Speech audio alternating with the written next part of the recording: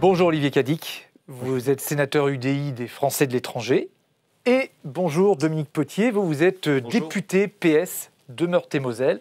Merci d'être sur ce plateau tous les deux. Alors vous allez pouvoir débattre avec Franck Riester sur différents sujets que vous souhaitez évoquer. On va commencer par alphabétique. Olivier Cadic, vous voulez parler, vous, des antennes du commerce extérieur à l'étranger. Je le dis comme ça pour que vous soyez plus précis, vous.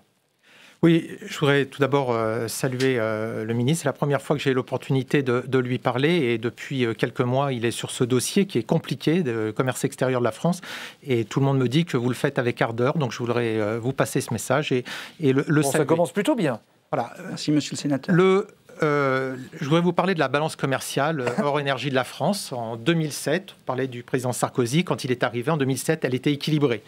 Quand il est parti au bout de 5 ans, on avait un déficit de 15,6 milliards. 5 ans plus tard, après le départ de M. Hollande, on est à 36,5 milliards d'euros de déficit. Et là, à la fin de l'année, on nous annonce, votre ministère nous annonce 56,4 milliards d'euros de déficit hors tout ce qui est énergie. Le Premier ministre, Édouard Philippe, avait dit que quand il avait démarré le Team France Export, qu'il voulait développer le nombre de PME exportatrices. Quand j'ai été élu en 2014, elles étaient 125 000. Elles sont, d'après le rapport qui a été fourni par vos services, 128 000. Donc 3 000 de plus, objectif 200 000. J'ai calculé, il faudrait à peu près 29 quinquennats pour y parvenir à ce rythme-là. Donc bon courage, mais je sais que vous... Mais vous voulez aller plutôt sur les chambres de commerce. Et justement, ce que je veux dire, c'est que ça, c'est des choses, on voit bien que c'est difficile d'être ministre pour aborder ces problèmes-là. Et on ne fait pas ça en un an. Par contre, il y a des choses que vous pouvez faire en un an. C'est le réseau, appuyer le réseau des chambres de commerce internationales françaises à l'étranger. Elles n'ont aucun financement de la part de l'État. Si je compare avec le réseau des chambres de commerce allemandes, elles sont financées à plus de 50% par les lenders. Donc, on aide, on aide des commerces en France. Ce réseau de chambres de commerce qui aide les entreprises françaises, qui portent la marque France à l'étranger, n'a aucun soutien. Est-ce que vous pouvez soutenir ce réseau? Alors, ces chambres ont un rôle absolument essentiel. Vous avez raison de les mettre devant la scène, monsieur le sénateur. Ce sont des partenaires de la Team France Export, c'est l'équipe de France de l'export, qui sont de droit privé des pays dans lesquels elles sont installées. Donc il y a des difficultés en termes d'aide d'État. C'est complexe pour les aider, mais je dois le dire que, on a permis à la Chambre de commerce et d'industrie France internationale, qui est donc un peu le chapeau le coordinateur de ces chambres de commerce, de pouvoir bénéficier d'un prêt garanti par l'État qui lui permet ensuite éventuellement de prêter un peu d'argent aux chambres de commerce et d'industrie les plus fragiles qui sont installées dans tel ou tel pays. Et deuxièmement, avec le plan de relance export, elles peuvent bénéficier des chèques relance export, qui sont des moyens donnés aux entreprises pour baisser le coût de prospection. Parce que ce qu'il faut savoir, Francis Letellier, c'est que ces chambres de commerce et d'industrie France internationale, qui sont implantées dans les différents pays dans lesquels on déploie notre commerce, ce sont des atouts considérables pour les entreprises parce qu'elles offrent un service aux entreprises. Mais il ne peut pas y avoir de financement d'État strict. Mais parce que ce sont des entreprises ou des associations de droit privé de ces pays-là. Et donc il faut trouver des dispositifs pour quand même réussir à les accompagner. C'est ce qu'on fait avec ces chèques relance export qui permet de baisser le coût des entreprises qui bénéficient de leurs services. Mais plus largement, quand même, le fait d'avoir créé ces Team France Export, c'est-à-dire d'avoir rassemblé toutes les énergies autour de l'export, permet d'avoir des résultats. Il y a plus d'entreprises qui exportent et il y a une nouvelle dynamique en termes d'exportation pour notre pays. Mais il reste beaucoup de travail à faire. J'espère pouvoir compter dans l'avenir sur les chambres de commerce et d'industrie à l'étranger. Ça vous va comme réponse, un début de réponse? Cette réponse, elle correspond à l'attente des primo-exportateurs, donc pour les chèques export. Le problème, c'est tout le tissu d'entreprises déjà implantées à l'étranger, les réseaux de distribution qui sont des entreprises à l'étranger. Celles-là, on ne les aide pas du tout. Et un distributeur qui disparaît, c'est une source de C'est vrai flux. qu'il y a en plus de ces chambres de commerce, il y a des entreprises qui sont détenues par des Français, mais qui sont de droit du pays dans lequel cette entreprise est installée et qui très difficile d'aider puisque ce ne sont pas des entreprises de droit français. D'accord.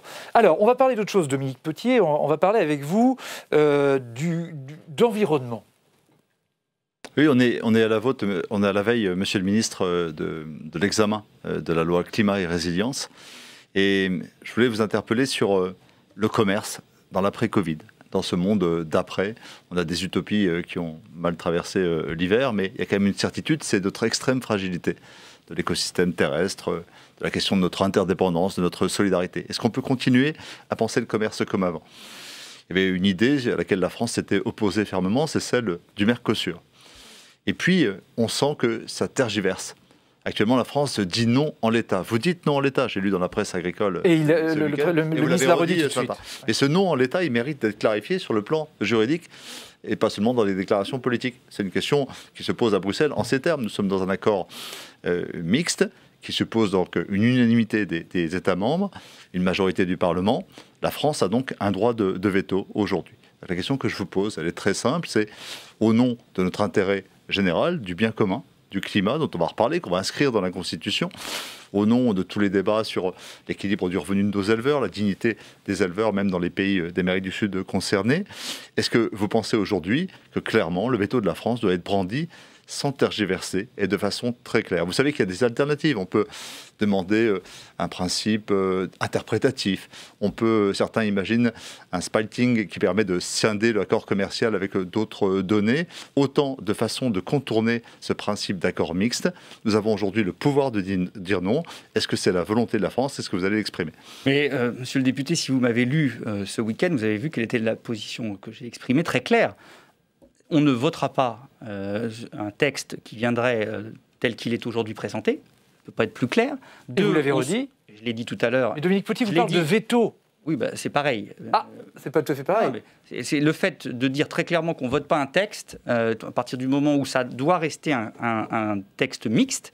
Là aussi, je le dirai demain en Conseil des ministres du Commerce, le fait que nous souhaitons que l'accord du Mercosur reste un accord mixte et qu'il n'y ait pas effectivement de ce qu'on appelle de splitting, de séparation du texte, c'est un peu technique, hein, mais, non, mais séparation, on a compris. Qui changerait la façon dont on peut jouer sur l'accord au niveau de la France, puisque ça deviendra un accord simplement avec une majorité relative.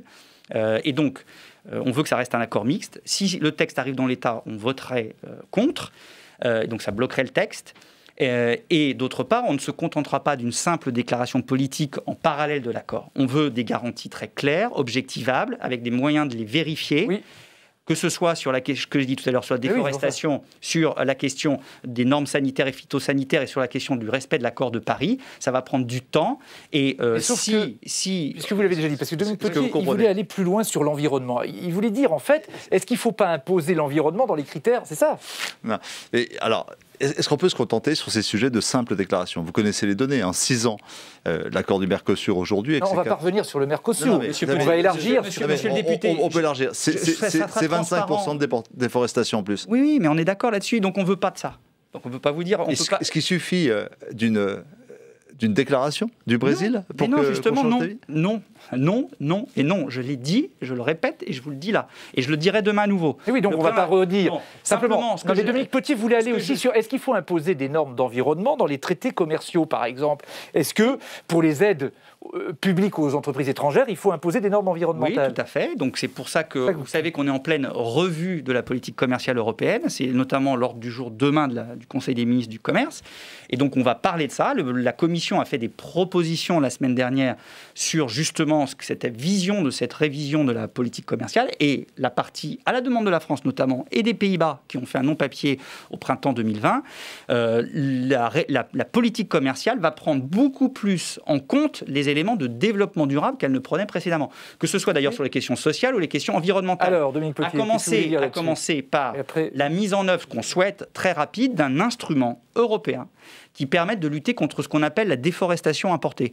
C'est ce que disait tout à l'heure le député Potier, c'est de dire, si on augmente les échanges agricoles avec le Mercosur, on risque d'augmenter la déforestation de l'Amazonie. Et on va se doter d'un outil qui empêchera ça dans l'avenir, que ce soit pour l'Amazonie et le Mercosur, mais pour d'autres pays dans le monde. Alors, rapidement, puisqu'on a beaucoup parlé de Mercosur, alors qu'on avait déjà parlé. Dissocier les questions d'environnement des questions de commerce. Aujourd'hui, les près de 100 000 tonnes d'aloyaux qui viendraient sur le marché européen, c'est un quart de l'aloyau européen. Vous le savez, c'est de nature à faire baisser le revenu des éleveurs du Massif central notamment, mais pas seulement, de près de moitié. Vous savez que en gros, le revenu moyen, c'est 8 000 dans l'élevage allaitant, 8 000 euros par an. Vous imaginez ce que signifie cette baisse de revenus? C'est une faillite, c'est l'arrêt de l'élevage.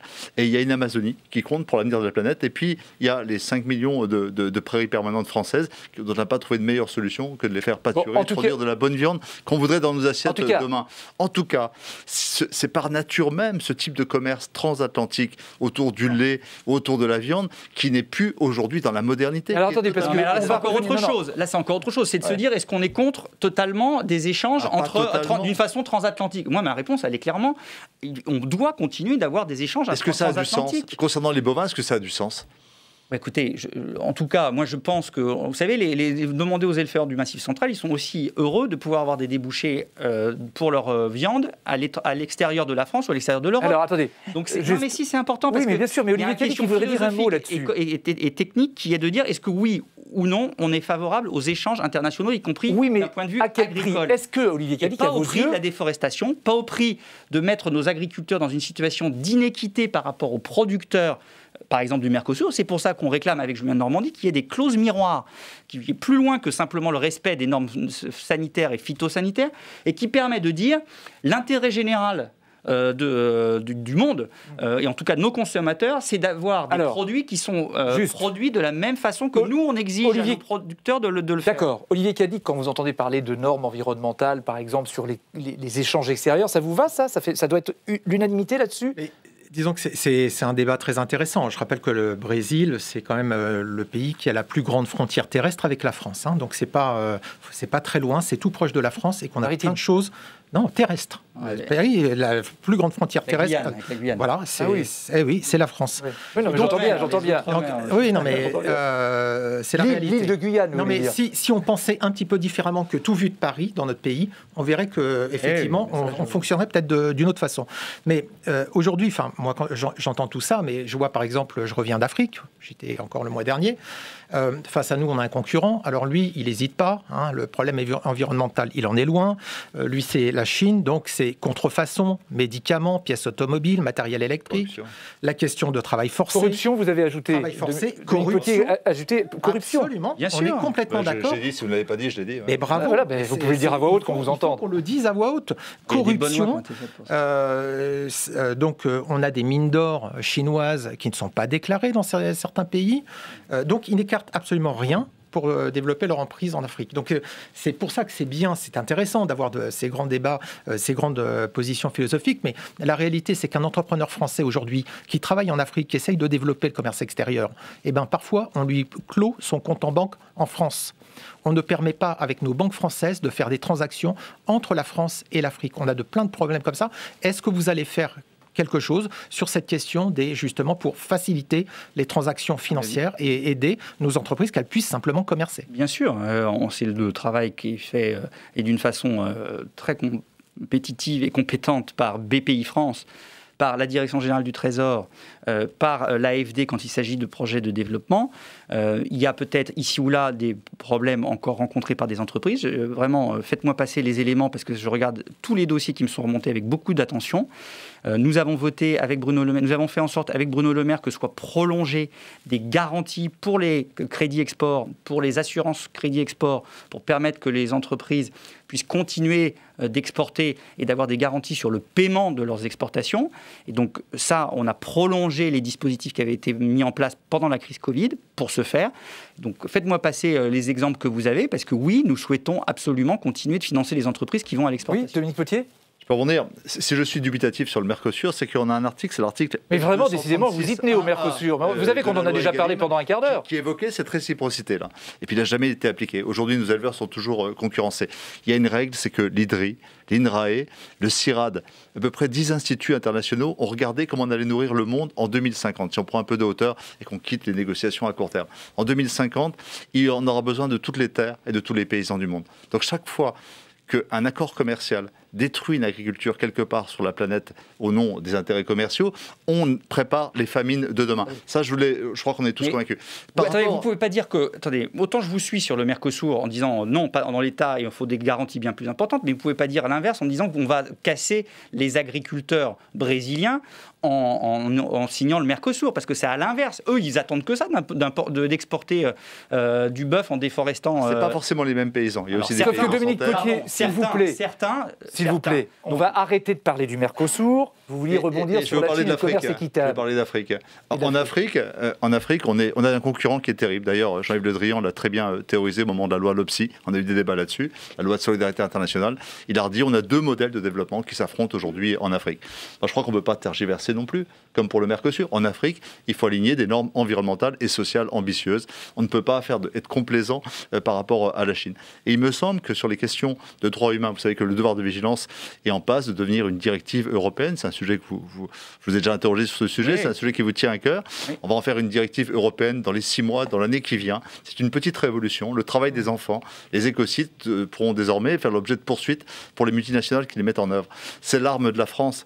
C'est cette arme éthique que nous devons déployer en Afrique, c'est évident. Nous avons déposé et obtenu, notre groupe socialiste, dans la loi LOPSI, des amendements sur le commerce équitable, sur une seule santé, sur le principe de la juste valeur, du respect des droits humains.